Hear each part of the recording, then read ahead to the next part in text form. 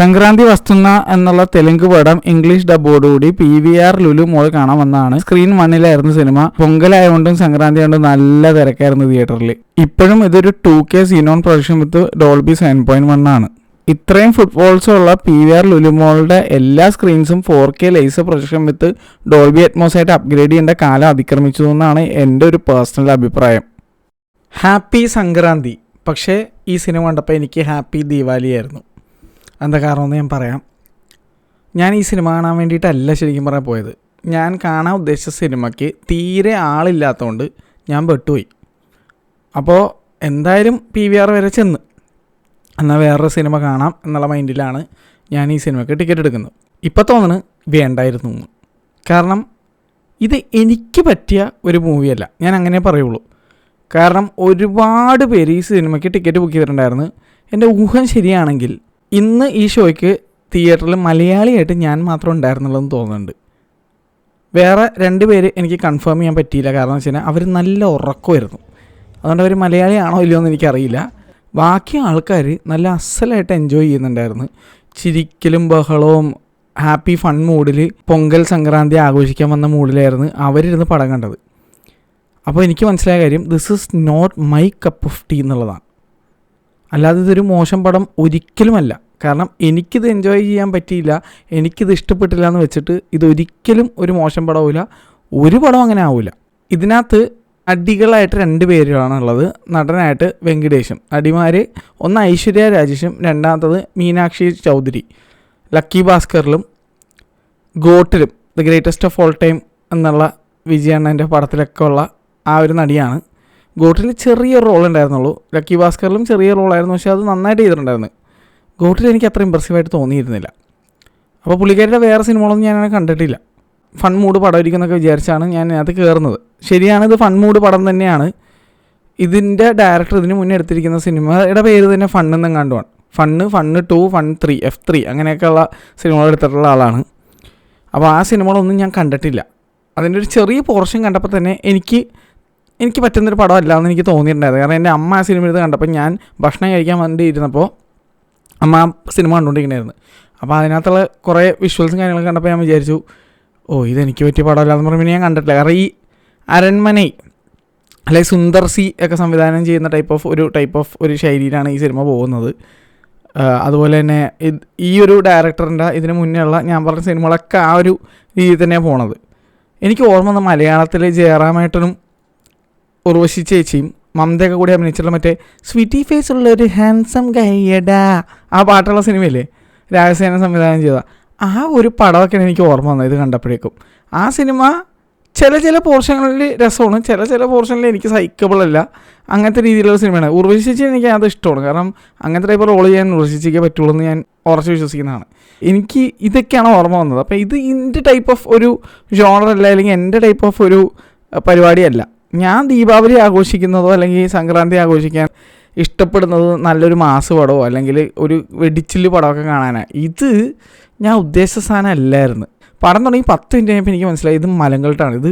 ഇത് മലങ്കൾട്ട് pro level max ആണ്. അപ്പോൾ അങ്ങനെ കണ്ട് എൻജോയ് ചെയ്തിട്ട് കാര്യമുള്ളൂ എന്ന് മനസ്സിലായിട്ട് പിന്നെ ഞാൻ ആ ഒരു വൈബ് പിടിച്ചാണ് പടം പോയത്. പക്ഷേ മറ്റുള്ളവർക്ക് അങ്ങനെ ആയിരുന്നു എനിക്ക് തോന്നുന്നില്ല. മറ്റുള്ളവർ ജെന്യുവിൻലി ഒരു ചിരിയും ബഹളവും സംഭവങ്ങളൊക്കെ ആയിരുന്നു. തെലുങ്ക് അത്യാവശ്യമൊക്കെ എനിക്കിപ്പോൾ മനസ്സിലാവും. അതുമാത്രമല്ല തെലുങ്ക് ഞാൻ സബ് ടൈറ്റിൽസ് ഉണ്ടായിരുന്നതുകൊണ്ട് എനിക്ക് വളരെ കൃത്യമായിട്ട് പടം മനസ്സിലായി. പിന്നെ ഇതിനകത്ത് മനസ്സിലാക്കാൻ മാത്രം ബ്രെയിനും ഉപയോഗിക്കാൻ മാത്രം സാധനങ്ങളൊന്നും ഇല്ല. Leave your brains at home, shut it for 3 hours type of പടമാണ്. DCP ഞാൻ ഓൾറെഡി ഡീറ്റെയിൽസും കാര്യങ്ങൾ ലെങ്ത് ഓഫ് ദ മൂവി എല്ലാം ഞാൻ സ്പ്രെഡ്ഷീറ്റ് ഇട്ടിട്ടുണ്ട്. Link in description and pin comment എടുത്ത് നോക്കി കാണാം. ഇനി മുതൽ അങ്ങനെ ആയിരിക്കും. അപ്പോൾ ഇതിൻ്റെ ക്ലാരിറ്റി വൈസ് നോക്കിക്കഴിഞ്ഞാൽ ഓൾമോസ്റ്റ് ഈ സെലിബ്രേഷൻ ടൈമിൽ ഇറങ്ങുന്ന പടങ്ങളെല്ലാം ഇങ്ങനെ കളർഫുൾ പടമായിരിക്കും. എസ്പെഷ്യലി തെലുങ്ക് സിനിമ എന്ന് പറഞ്ഞു കഴിഞ്ഞാൽ കളർഫുൾ പടമായിരിക്കും. ഇതിൽ അതുപോലെ ലെവലിൽ കളർഫുള്ളാണ് സിനിമ. ഒരു പാട്ടുണ്ട്, അതിൻ്റെ ലിറിക്സ് ഉണ്ടല്ലോ എൻ്റെ പൊന്നോ, അത് OTT വരുമ്പോഴേക്കും മിക്കവാറും അത് വല്ല മീമായി മാറാനോ അല്ലെങ്കിൽ നമ്മുടെ റോസ്റ്റ് ചെയ്യുന്ന മലയാളി റോസ്റ്റേഴ്സ് എടുത്ത് ഉടുക്കാനുള്ള ചാൻസ് ഉണ്ടെന്ന് എനിക്ക് തോന്നുന്നുണ്ട്. ഈ പടം എന്തായാലും നമ്മുടെ പിള്ളേരെടുത്ത് ഉടുക്കും, അതെനിക്ക് തോന്നുന്നുണ്ട്. അങ്ങനെയാണ് എനിക്ക് ഫീലായത്. മലയാളി ഓഡിയൻസിന് ഈ സിനിമ പറ്റുമെന്ന് എനിക്ക് ഒട്ടും തോന്നുന്നില്ല കേട്ടോ. കാരണം ഈ സിനിമയൊക്കെ കാണുന്നതുകൊണ്ട് വേറെ ഗുണങ്ങളുണ്ട്. അതെന്താണെന്ന് വെച്ച് കഴിഞ്ഞാൽ ഇങ്ങനത്തെ സിനിമകൾ കണ്ടു കഴിയുമ്പോഴാണ് നമുക്ക് മനസ്സിലാവുന്ന നമ്മുടെ മലയാളി ഓഡിയൻസിന് far far far superior film ചോയ്സസും ഇഷ്ടങ്ങളും വേറെ ലെവൽ സിനിമകളുമാണ് നമുക്ക് ഇവിടെ കേരളത്തിൽ ഇറങ്ങണമെന്നുള്ളത് ഇങ്ങനത്തെ സിനിമ കണ്ടുമ്പോൾ മനസ്സിലാവും. അതുകൊണ്ട് തന്നെയാണ് നോർത്ത് ഇന്ത്യയിലേക്ക് പോയാലും എവിടെ ചെന്നാലും മലയാളി ആക്ടേഴ്സിനും സിനിമയ്ക്കും ഇത്ര അപ്രീസിയേഷൻ കിട്ടണം എന്നുള്ളത് ഇങ്ങനത്തെ സിനിമകൾ കാണുമ്പോൾ നമുക്ക് ബോധ്യം വരും. കാരണം ഇവരിറക്കുന്നത് ഈ ടൈപ്പ് പടമാണ്. ഇങ്ങനത്തെ ഒരു സിനിമ 10 അല്ല 20 കൊല്ലം മുന്നേ ഉണ്ടായിട്ടുണ്ടാവും. ഇതേ വൈബിൽ പോണ പടം, ഇതേ സംഭവം, ഓൾഡ് വൈൻ ഇൻ ഓൾഡ് ബോട്ടിൽ, അങ്ങനെ തന്നെ ഞാൻ പറയുള്ളൂ. കാരണം ഇതിനകത്തുള്ള കോമഡി എന്നൊക്കെ പറഞ്ഞാൽ അങ്ങനത്തെ ടൈപ്പ് സാധനങ്ങളാണ്. ഭാര്യയുടെ കുറ്റങ്ങൾ പറയുന്ന കോമഡി, എങ്ങനെ മാരീഡ് ലൈഫ് നമ്മളെ റെസ്ട്രിക്റ്റ് ചെയ്യുന്നു അങ്ങനത്തെ ടൈപ്പ് കോമഡി, സ്ത്രീകളെങ്ങനെ താത്തി കാണിക്കുന്ന രീതിയിലുള്ള കോമഡി, അങ്ങനെ കുറേ സാധനങ്ങൾ. പിന്നെ എക്സ് ഗേൾ ഫ്രണ്ടും ഭാര്യയും മീറ്റ് ചെയ്യുമ്പോഴുള്ള സിറ്റുവേഷൻ, ഇതൊക്കെ എന്തോരം കണ്ടിട്ടുണ്ട്, എന്തോരം. ഈവൻ തമിഴ് പടം പോലും ഈ തേപ്പ് പാട്ട്, എക്സ് ഗേൾ ഫ്രണ്ടും ഭാര്യയും മീറ്റ് ചെയ്യുന്ന പരിപാടിയൊക്കെ നിർത്തിയിട്ട് ഇപ്പം എത്ര നാളായി എന്നറിയാമോ? മിക്ക സിനിമയിലും നിർത്തിയിപ്പോൾ. പണ്ടൊക്കെ ഉണ്ടായിരുന്നു, ധനുഷിൻ്റെ പടമൊക്കെ എടുത്തു കഴിഞ്ഞാൽ എപ്പോഴും ഒരു ലവ് ട്രാക്ക് ഉണ്ടാവും. ഒന്നെങ്കിൽ തേപ്പ് കിട്ടും, അല്ലെങ്കിൽ തേപ്പ് കിട്ടിയെന്ന് വിചാരിച്ചിട്ട് ഒരു തേപ്പ് വെള്ളം ഒടിച്ചുകൊണ്ടുള്ള ഒരു തേപ്പ് പാട്ടുണ്ടാവും. തമിഴ് പടം വരെ നിർത്തിയെന്നാണ് എനിക്ക് ഫീൽ ചെയ്യണത്. മിക്ക തമിഴ് പടത്തിൽ ഇപ്പം ഇല്ല അത്. ഇവർ തെലുങ്കിൽ ഇപ്പോഴും പ്രത്യേകിച്ച് മാറ്റമൊന്നുമില്ല. അങ്ങനത്തെ സാധനമൊന്നും ഇതിനകത്തില്ല. പക്ഷെ അന്നേരം ഞാൻ പറയണത് കുറേ സാധനങ്ങളുണ്ട്. പിന്നെ ഞാനൊരു സാധനത്തിനകത്ത് നോട്ടീസ് ചെയ്തത്, ക്ലൈമാക്സ് ആയപ്പോഴേക്കും ഒരു ഫൈറ്റ് സീനുണ്ട്.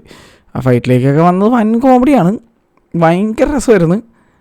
അവിടെ കൊണ്ടുപോയിട്ട് ലിയോയുടെ മ്യൂസിക് അങ്ങനെ ഞാൻ ഒപ്പി പകർത്തിയെടുത്ത് വെച്ചിട്ടുണ്ട് ഇതിൻ്റെ മ്യൂസിക് ഡയറക്ടർ അനിരുദ്ധായിരിക്കുമെന്ന് വിചാരിച്ച് ഞാൻ അടുത്ത് നോക്കിയപ്പോൾ അല്ല, വേറെ തീർത്തനാണ്. എനിക്ക് അവൻ്റെ പേര് പോലും ഓർമ്മ കഴിഞ്ഞില്ല. അയാൾ അങ്ങനെ ഞാൻ അത് ഞോണ്ടിയെടുത്തിട്ടുണ്ട് ലിയോ എന്ന്. അപ്പോൾ എൻ്റെ മനസ്സിൽ വന്ന കാര്യമുണ്ട്, അനിരുദ്ധോ എല്ലായിടത്തു നിന്നാണ് എടുത്തുകൊണ്ട് വരുന്നത്.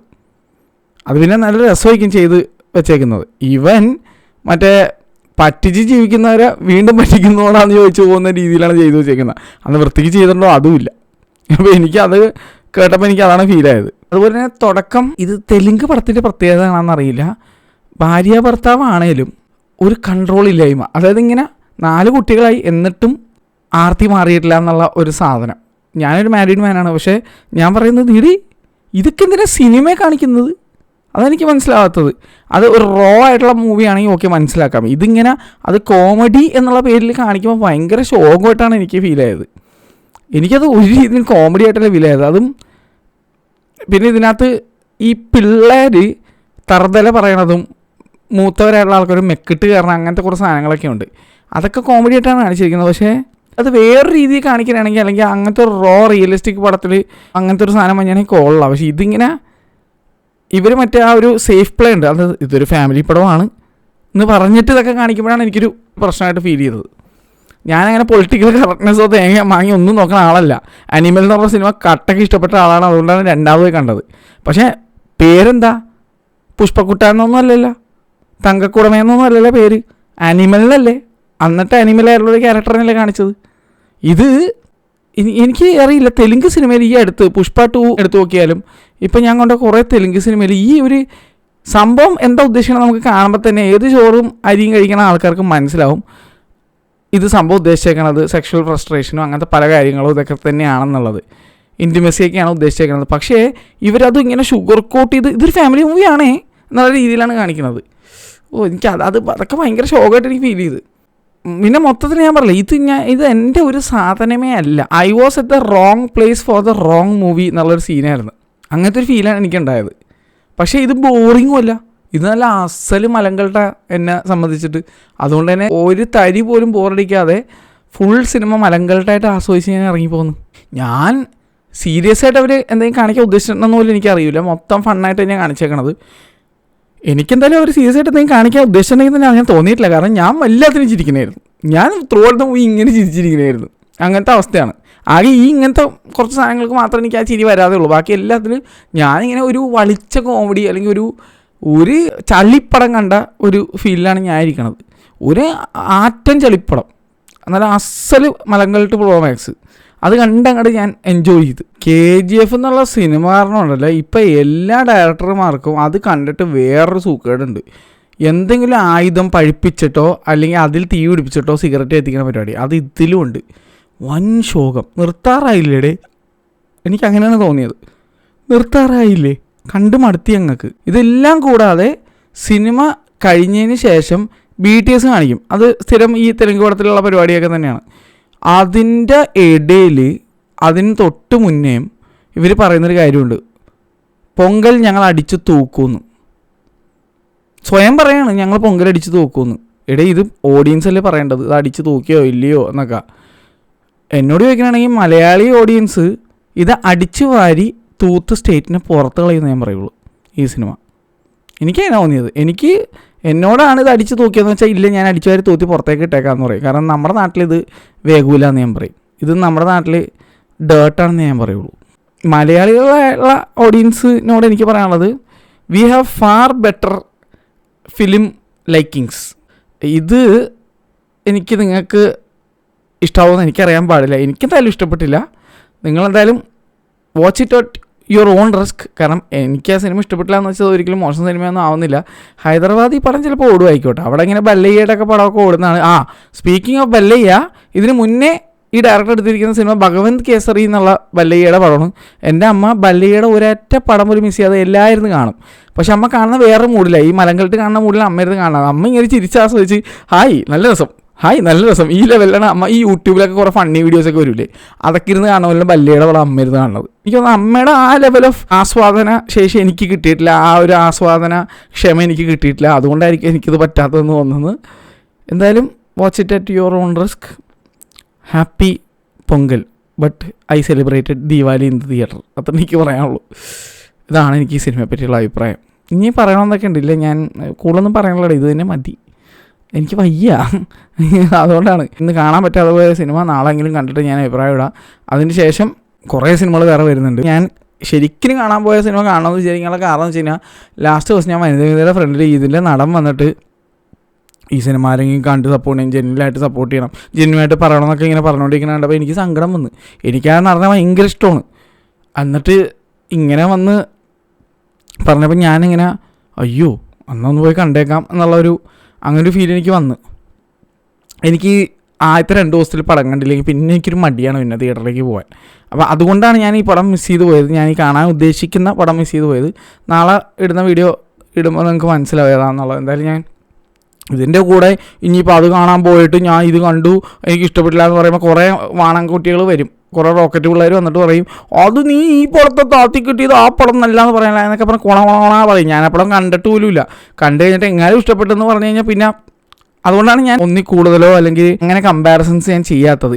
ഒരു സാധനം ഇഷ്ടപ്പെട്ടു മറ്റേ ഇഷ്ടപ്പെട്ടില്ല എന്നൊന്നും പറയാത്തതിൻ്റെ മെയിൻ റീസൺ അങ്ങനെയാണ്. കാരണം ചിലവന്മാർ നമ്മൾ മനസ്സിൽ പോലും വിചാരിക്കാത്ത സാധനമൊക്കെ എടുത്തിട്ട് വെറുതെ കുണച്ചുകൊണ്ട് വരും. അതുകൊണ്ടാണ് ഞാൻ അങ്ങനെ പറയാത്തട്ടെ. എന്തായാലും ഞാൻ നാളെ കാണാൻ ഉദ്ദേശിച്ച സിനിമ കണ്ടിട്ട് അഭിപ്രായമായിട്ടേക്കാം. ഷോ നടന്നാൽ കാണാം, അത്ര എനിക്ക് പറയാനുള്ളൂ. അപ്പോൾ ശരി, നാളെ റെഡി ആയിട്ട് കാണാം. Bye bye.